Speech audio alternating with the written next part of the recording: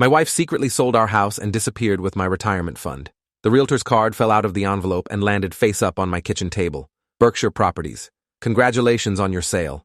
I stared at it for a full minute before my brain processed what I was reading. Our house sold 3 weeks ago for $890,000. Closing happened last Thursday while I was in Denver on business. My wife Rachel signed everything. I picked up my phone and called the number on the card. A cheerful voice answered on the second ring. She confirmed the sale, congratulated me again, asked if I had questions about the wire transfer. What wire transfer? The one that went to the account Rachel specified? My account? No, she said slowly. The offshore account in the Cayman Islands. Her voice changed when I told her I didn't know anything about a sale or an offshore account. She said she'd call me back and hung up fast. I'd been married to Rachel for 11 years. Met her at a conference in Chicago, where she worked vendor relations for a tech company, and I presented on supply chain optimization. She had this sharp intelligence that made conversations feel electric. We got engaged 6 months later and bought our first house together in a suburb outside Seattle. A craftsman with good bones that needed work. We spent weekends refinishing floors and painting walls. I taught high school math while finishing my master's degree. Rachel moved into pharmaceutical sales and started making real money. We upgraded to the house I was currently sitting in 5 years ago. 4 bedrooms, finished basement, half an acre with mature trees. The neighborhood had excellent schools even though we never had kids. Rachel said she wanted to focus on her career first, then we'd talk about it. I trusted her timeline. Trusted everything about her, actually. The realtor called back an hour later with a different tone. Professional, but cautious. She asked if I could come to her office and bring identification. I drove there in a fog, my hands gripping the steering wheel too tight. Her office was in a strip mall between a nail salon and a dry cleaner. Inside, she'd laid out the entire file. Purchase and sale agreement, closing documents, my signature on every page, except I never signed anything. I'd been in Denver for a week-long training seminar. The signatures looked perfect, though, even the small flourish I do on the downstroke of my last name. Rachel had practiced. The realtor, Monica Pruitt, 15 years in residential real estate, showed me the notary stamp and the identification Rachel provided. My driver's license, also forged, but good enough to pass inspection. Monica's face was pale. She said she'd never seen anything like this in her career. She asked if I wanted to call the police. I said yes, but my voice sounded far away. Detective Lawrence Chen arrived at Monica's office within 30 minutes. Stocky guy in his early 50s with a wedding ring and tired eyes. He took notes while I explained everything. The sale I didn't authorize, the signatures I didn't make, the wire transfer to an account I didn't open, Rachel's absence from our house for the past 2 days. I thought she was visiting her sister in Portland like she said. Detective Chen asked for Rachel's photo, her phone number, her vehicle information. I pulled up her picture on my phone. Dark hair, bright smile, the photo from our anniversary dinner last month. He forwarded it to his email and made more notes. Then he asked the question that made my stomach drop. When did I last verify my retirement accounts? I stared at him. 2 months ago, maybe 3. He suggested I check them now. I logged into my 401k on my phone right there in Monica's office. The balance that should have shown $340,000 from 16 years of teaching showed $1,200. Employer contributions from my last paycheck. Everything else was gone. Transferred out to an external account 4 weeks ago. Detective Chen's expression hardened. He closed his notebook and said, this wasn't just real estate fraud anymore. This was identity theft, forgery, wire fraud, potentially multiple felonies. He asked if Rachel had access to my financial accounts. Of course she did. We were married. Joint checking, shared credit cards, her name on everything as my beneficiary. She could have requested the transfer forms, forged my signature again, moved the money wherever she wanted. I felt my hands start shaking. Not from fear exactly, more like my body finally catching up to what my brain already understood. My wife had systematically dismantled my financial life and disappeared.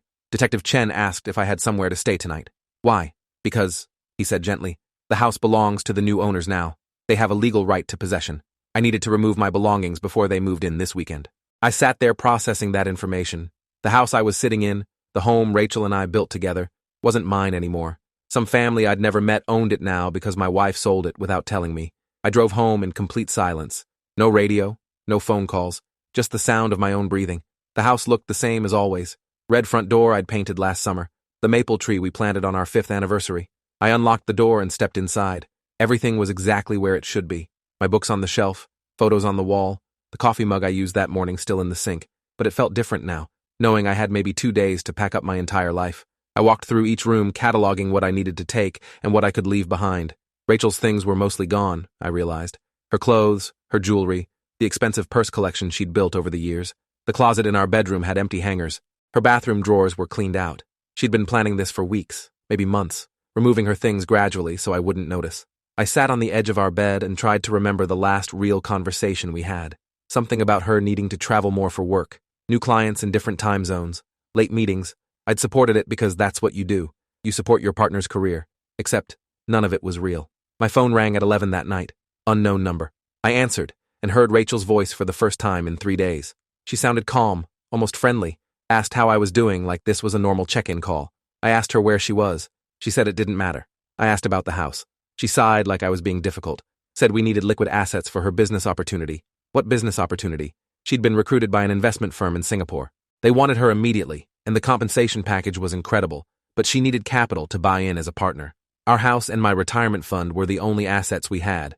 She made it sound reasonable, like this was a practical decision we should have discussed. I asked why she didn't tell me. She said I would have tried to stop her, would have made it complicated with questions and concerns and all my typical risk-averse behaviors. It was easier this way. Clean break, fresh start. I asked if she was planning to come back. Long pause. Then she said, probably not. Singapore was her future now. She hoped I'd understand eventually. I asked about the money. She said it was invested already. Couldn't access it even if she wanted to, which she didn't. The opportunity was real, and she was building something significant. Maybe I could visit sometime once she was established, see what she'd created with our resources. I told her she stole from me. She laughed. Actually laughed and said you can't steal from your spouse. We were married, community property. Everything we owned belonged to both of us equally. She just made an executive decision about asset allocation.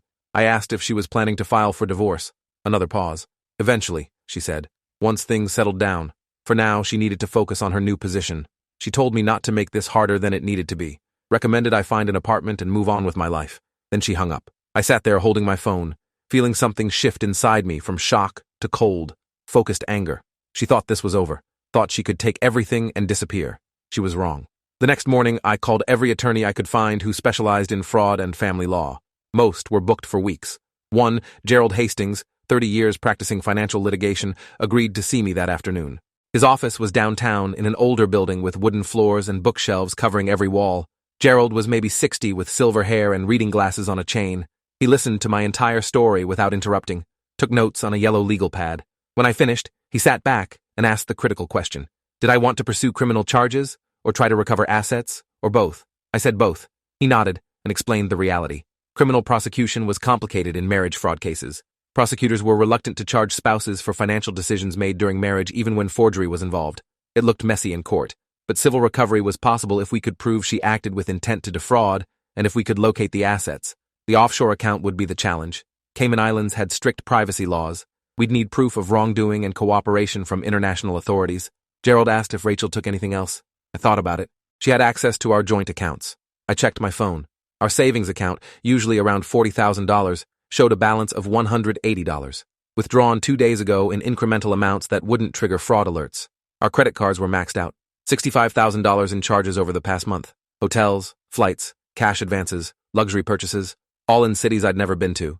Miami, New York, Los Angeles, then Singapore. She'd been living a completely separate life while I taught calculus and graded papers and believed her stories about client meetings. Gerald made more notes, asked about any documentation I had, emails, texts, financial records, anything showing her intent or planning. I had some emails about her travel schedule, text messages about being away for work. Nothing explicit, but Gerald said it was a start. He explained his fee structure, $5,000 retainer, hourly rate after that. Expensive, but he was honest about the chances of success. Maybe 30% we'd recover anything significant. Did I want to proceed anyway? I said yes, without hesitation.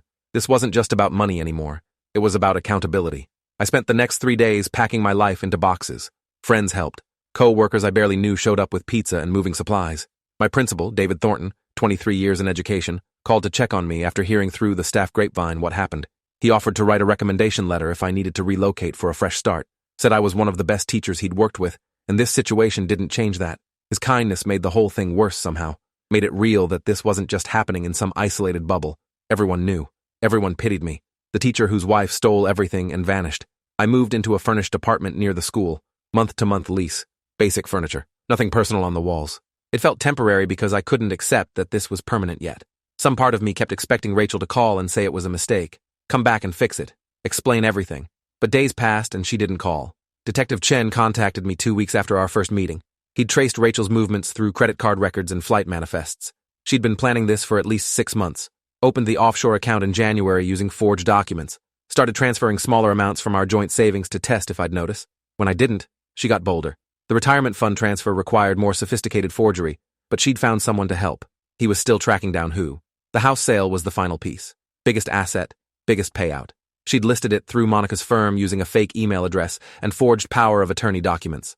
The buyers were legitimate. Nice family from California relocating for work. They had no idea they were involved in fraud.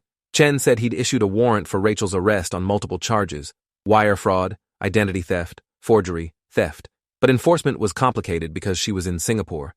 Extradition was possible but slow. Could take years if Singapore cooperated at all. He said the best chance of getting money back was through civil litigation and international asset seizure. He'd send his full report to Gerald. Gerald used Chen's report to file a civil lawsuit in King County Superior Court. Fraud, conversion, breach of fiduciary duty. We sued Rachel personally and also filed paperwork to freeze any accounts we could identify. The offshore account in Cayman Islands was the big target, but Gerald said we needed proof it existed and that Rachel controlled it. Monica provided documentation from the sale showing where the wire transfer went. Account number, bank routing, everything. Gerald hired a forensic accountant named Melissa Cross, certified fraud examiner with 15 years tracking hidden assets. Melissa started pulling records, found the account in Cayman Islands under a shell corporation called Pacific Ventures Holdings. Rachel was listed as the director. The account currently held $1.2 million. Our house sale, my retirement fund, the savings withdrawals, everything combined. Melissa documented every transaction with timestamps and source information. Her report was 70 pages of detailed financial tracking. Gerald said it was the best evidence he'd seen in a case like this. Now we just needed to convince a Cayman Islands court to freeze the account while our lawsuit proceeded. I went back to teaching because I didn't know what else to do. Showed up every morning, taught derivatives and integrals, graded tests, helped students with homework, acted normal while my life disintegrated in the background. The other teachers were kind, but awkward. Didn't know what to say or how to help. Some avoided me completely. Others offered sympathy that felt rehearsed.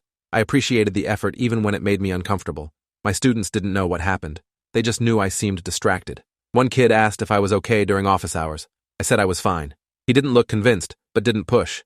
I realized I was doing what Rachel did, pretending everything was normal while drowning.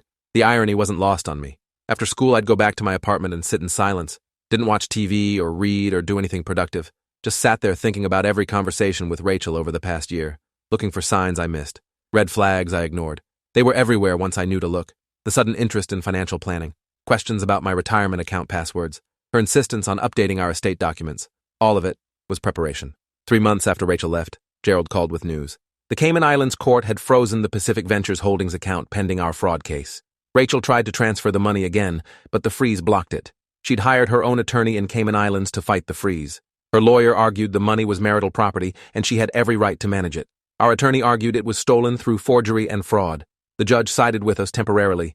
Account stays frozen until the case is resolved. Gerald said this was a major victory.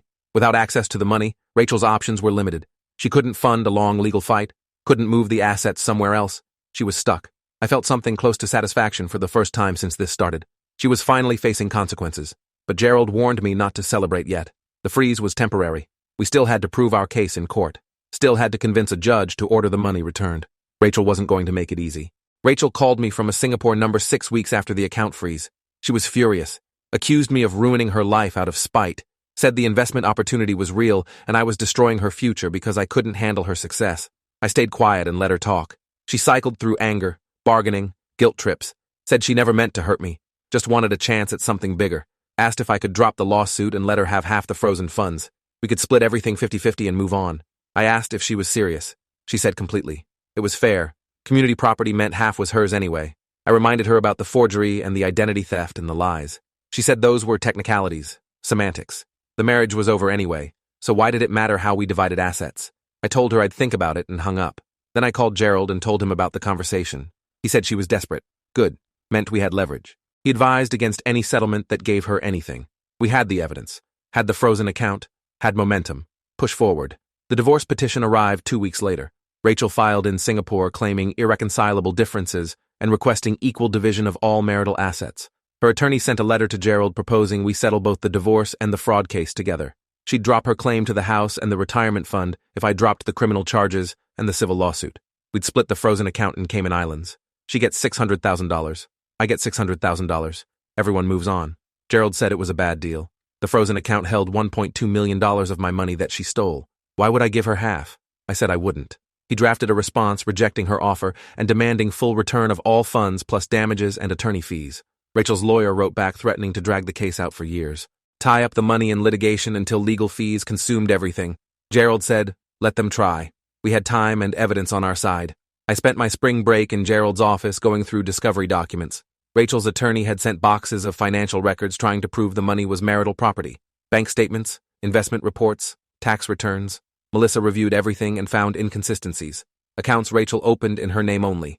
Transfers she made without my knowledge. Documentation of her forging my signature on multiple occasions, not just the house sale. Melissa created a timeline showing Rachel's systematic planning. Started in December, nearly a year ago. Opened the offshore account. Set up the shell corporation. Began transferring small amounts. Practiced forging my signature. Researched Singapore investment firms. Bought plane tickets. Rented an apartment. She'd been building her exit for months while I believed we were planning a future together. Melissa's timeline was devastating. Made it impossible to argue this was spontaneous or unplanned. This was calculated theft. The depositions happened in June. Rachel appeared via video conference from Singapore with her attorney. She wore professional clothes and had her hair pulled back, looked composed and confident. Gerald questioned her for 6 hours, asked about every transaction, every forged signature, every lie she told. Rachel stuck to her story, said she made financial decisions she believed were in our best interest. The house sale was to free up capital. The retirement transfer was reallocation of assets. The offshore account was tax planning.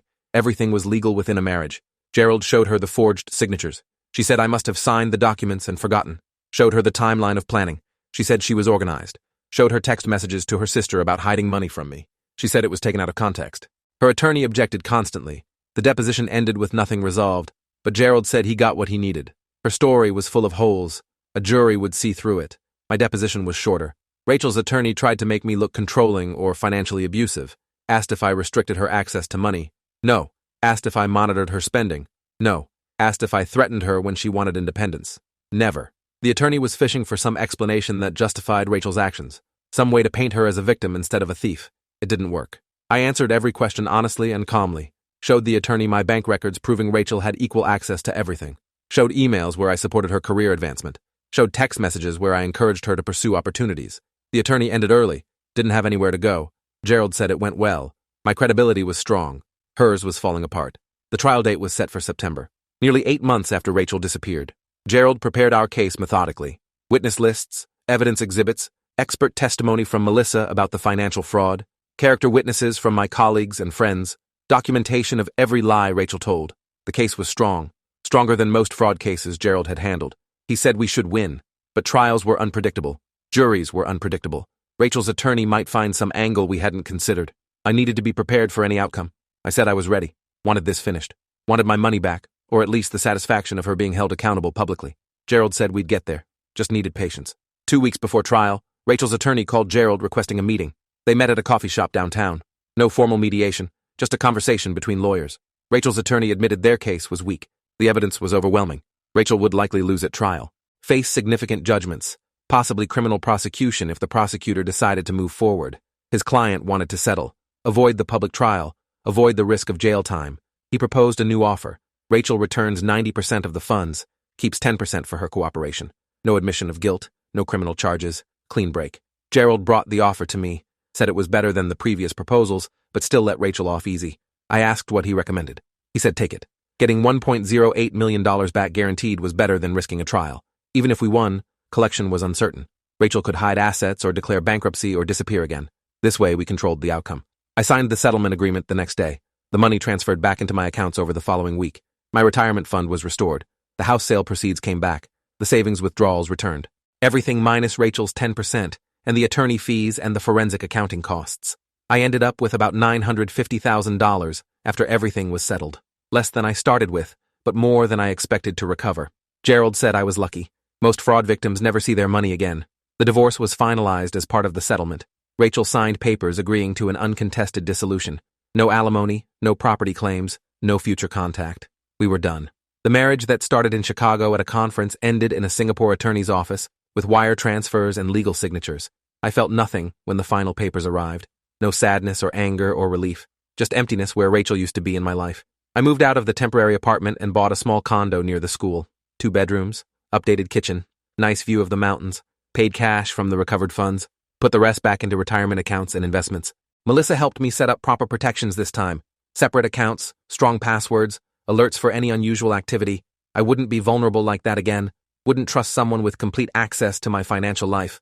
The lesson cost me nearly a year and thousands in legal fees and the complete destruction of my marriage, but I learned it thoroughly. My principal asked if I wanted to take a leave of absence, process everything that happened. I said no. Teaching was the only normal thing left. I needed that routine, needed the distraction, needed to feel useful instead of just victimized. I ran into Monica Pruitt at the grocery store 3 months after the settlement. She recognized me and came over to apologize again. Said she felt terrible about her role in the sale even though she didn't know it was fraud. I told her it wasn't her fault. Rachel had fooled everyone. Monica said the buyers loved the house. They'd painted and landscaped and made it their own. I said that was good. Meant something positive came from the situation. She asked if I was doing okay. I said I was getting there. She nodded like she understood, and we went our separate ways. That night I thought about the house, the one Rachel and I bought together. The floors we refinished and the walls we painted and the tree we planted. All of it belonged to someone else now. Some family building their own memories in spaces that used to be mine. It should have hurt more than it did. Instead, I just felt distant from it, like it happened to someone else in another life. Detective Chen closed his investigation after the settlement, called to let me know Rachel wouldn't face criminal charges based on the civil resolution and her agreement to return the funds. The prosecutor's office decided not to pursue it, given the complexities of marital fraud cases and the fact that restitution was made. Chen said he understood if I was disappointed. I said I wasn't. I got my money back. That was enough. He asked if I'd learned anything from the experience. I thought about it. Said I learned that trust was fragile and people were capable of things you'd never imagine. He said that was a hard lesson. I agreed. He wished me well and hung up. I deleted his contact information from my phone. Didn't need reminders of that time anymore. Wanted to move forward instead of looking back. My sister called me on Thanksgiving asking if I wanted to come to her place in Portland. She'd heard everything that happened through family gossip and wanted to check on me. I said I was fine. Spending the holiday quietly at home. She insisted. Said being alone wasn't healthy. I should be around family. I explained that I needed space. Time to figure out who I was without Rachel. Time to rebuild some version of normal. She said she understood but made me promise to call if I needed anything. I promised and meant it. After we hung up, I sat in my condo looking at the mountain view. Thought about how different this year was from last Thanksgiving when Rachel and I hosted dinner at our house. Had friends over, made turkey and all the sides, laughed about something I couldn't even remember now. That version of my life was gone. This new version was quieter, smaller, but it was mine, completely mine, and maybe that was enough. Thanks for watching till the end. Make sure to subscribe and like to not miss the next story.